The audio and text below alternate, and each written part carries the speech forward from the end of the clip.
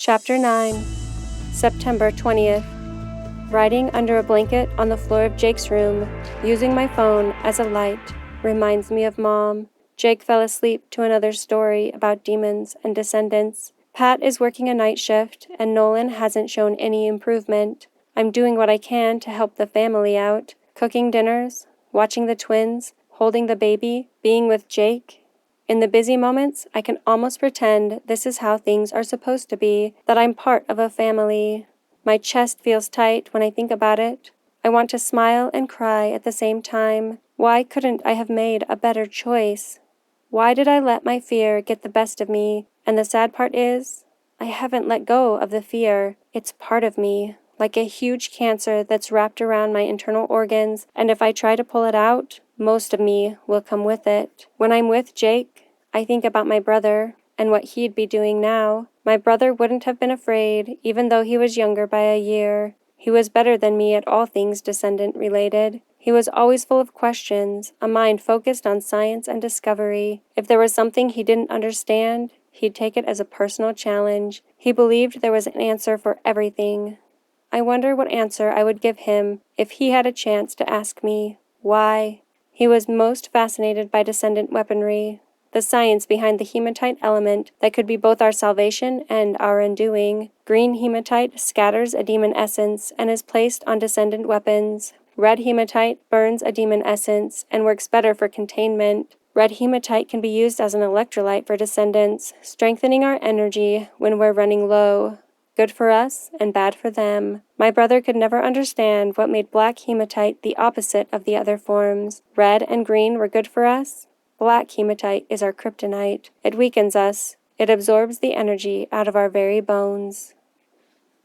Treadon Nelson. Treadon spent the rest of the day distracted by the thoughts that kept bombarding him from every direction. Not fun to hear 100 conversations that people are having with themselves on top of the noise of actual voices in the classroom. By lunch, Treadon was ready to bury his head in the sand. His mom would have told him to find balance, look at things from both sides. He decided not to eat with anyone and spend the lunch hour in the locker room. It was generally empty during lunch. As he walked toward the gym, he bumped shoulders with a girl, walking with her head down. Sorry, my fault. Treadon let his hand rest on her arm for an instant, making sure she was balanced. She looked up and jerked her arm away from him. She didn't stop walking, but Treadon got a look at her eyes. Empty. Hopeless. But she was gone, disappeared into the flow of students before he could read more. He felt a slap on his back and turned to find Jaren smiling at him. The stress from this morning was buried deep, and Treadon couldn't see any evidence of what had been bothering his friend. Treadon wondered how often Jaren buried his feelings, maybe more than he realized. He imagined he could see a switch that Jaren was able to flip when he was around people, a happy Jaren and the real Jaren. Where are you headed? Jaren asked. The food and the girls are that direction. He pointed toward the quad where the students gathered in small groups, eating and laughing. I wanted to see Coach, talk about strategies for Friday's game. Treadon felt bad about the lie, but he wasn't about to tell Jaren he was going into the locker room to be alone. That had Jaren joke fodder written all over it. Sounds tempting. I'll skip the food for some football talk.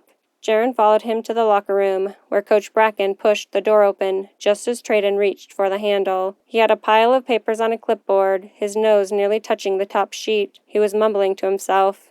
Coach?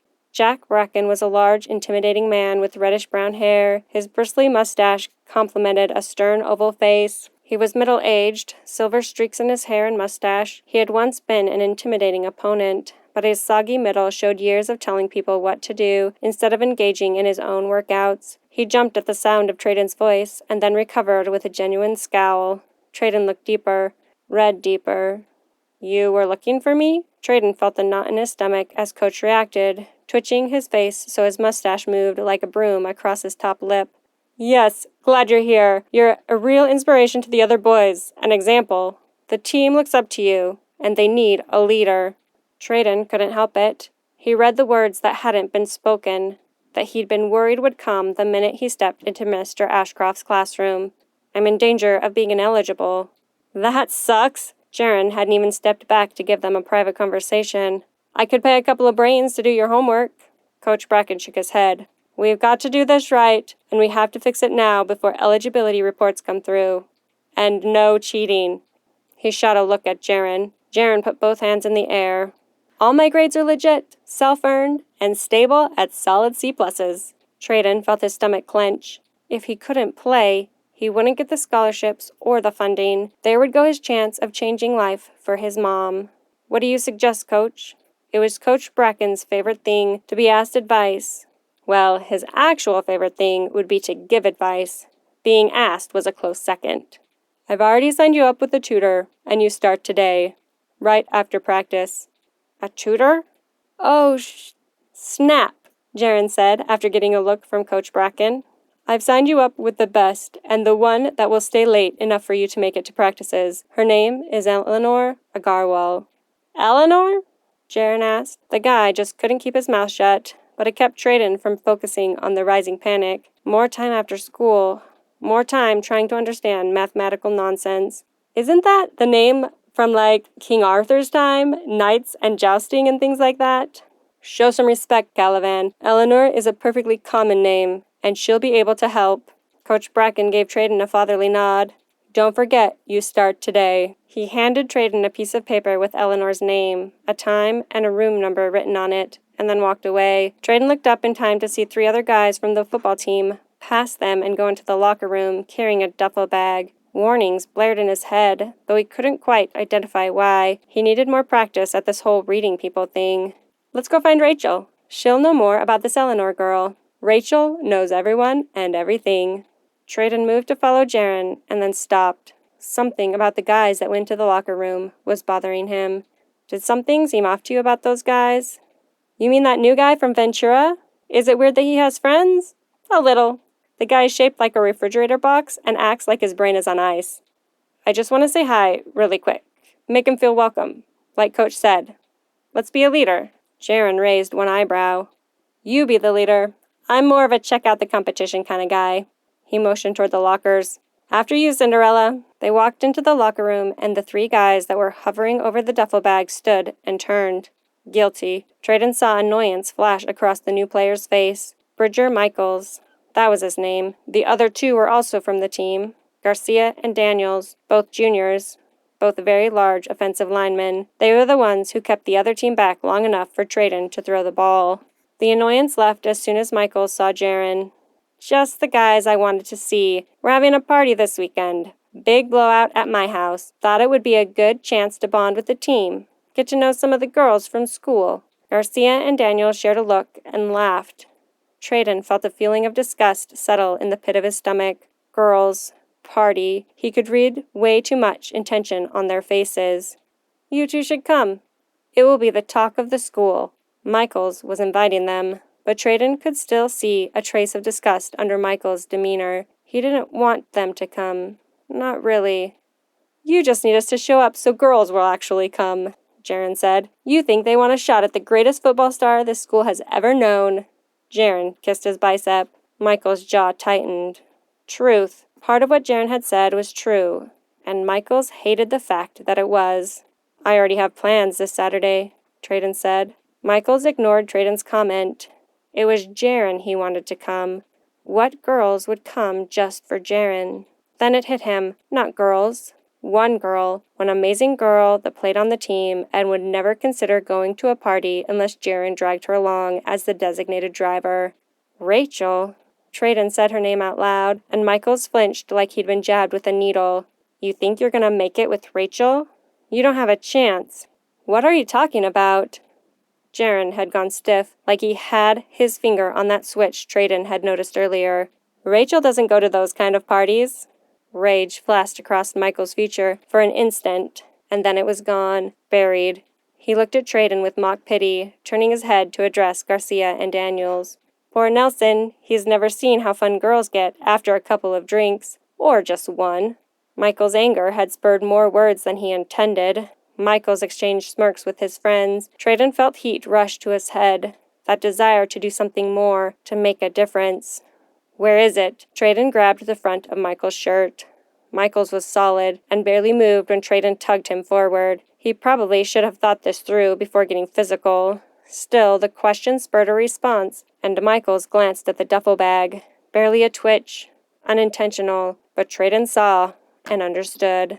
He let go of Michael's shirt and shoved him to the side. His shoulder hit Garcia in the chest and knocked him backward into the locker. He was down the aisle, reaching for the duffel bag before Daniels could react. "Stop him!" Michaels yelled. Treadon felt a jerk on the back of his shirt and was halted an inch from grabbing the duffel bag. He turned and barely missed a swing from Daniels. Daniels swung too hard, and his fist left a dent in the metal locker door. Daniels swore, but didn't stop. He brought his elbow back, aiming for Treadon's jaw.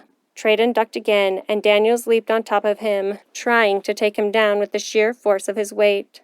The guy was heavy. Treadon felt his knees bend, the locker room floor coming closer, but the weight was off-center. Treadon could feel Daniels moving forward. Instead of trying to push Daniels' weight off him, Treadon straightened his legs and bent forward at the waist, reaching up at the same time to grab Daniels' head.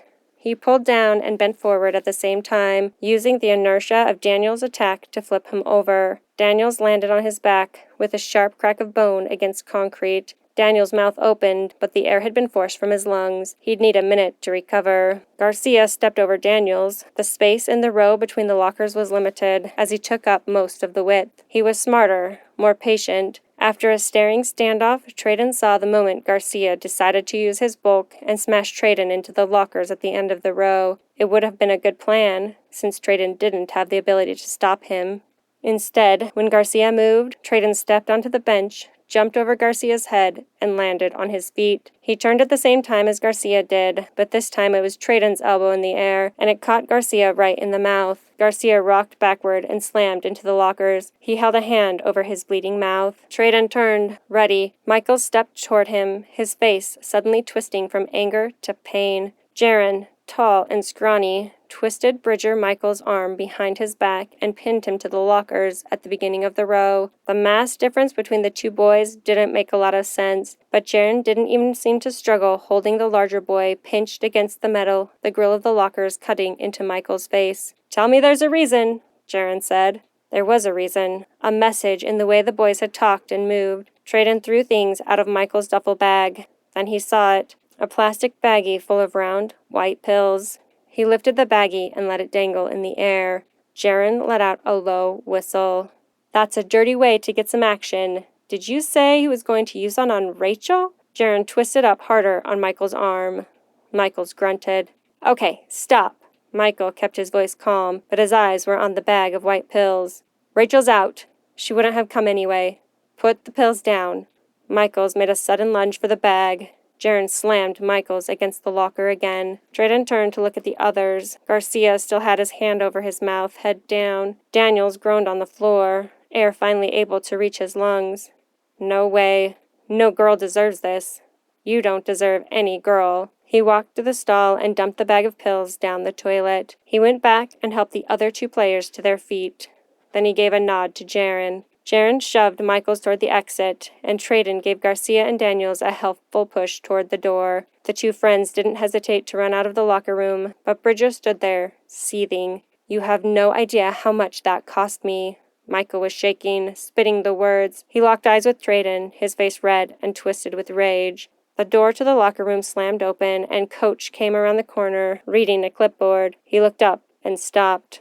"Is there a problem here, boys?" His scowl bounced between Jaren, Treadon, and Bridger. "Each of you has a good chance to play college ball. I'd hate to see a disagreement get anyone kicked off the team." Slowly, Michael's body language changed. He flexed his fingers, unclenching his fists. His forehead smoothed out, and his mouth thinned into a controlled smile. "No, sir. I'm not going to tell you guys how to solve a problem, but whatever this is, I want it left off the field. All three of you have a future in this sport. I don't want to see you throw it away." Coach Bracken focused on Treadon. "Got it, Coach." Bridger took a breath, shot one last glare at Treadon, and then left the locker room with a calm swagger that made Treadon's skin crawl with concern. "Treadon," Coach Bracken stepped closer to him, "I want you out there leading the team. I won't hesitate to bench you if you're breaking us down. Stay out of trouble or the whole team will pay for it." He nodded like he'd solved world hunger and went into his office. Jaren waited a beat and then slapped Treadon on the back. "When did you become guardian of the helpless, defender of the weak? Knock it off. Rachel's anything but weak." Treadon tried to feel heroic, but the feeling wouldn't come. The sick anger still boiled in his stomach. His mind analyzed Bridger's parting look. A tingling warning crept up his spine. The calm, serene look on Michael's face wasn't acceptance, it was patience, and a promise for revenge.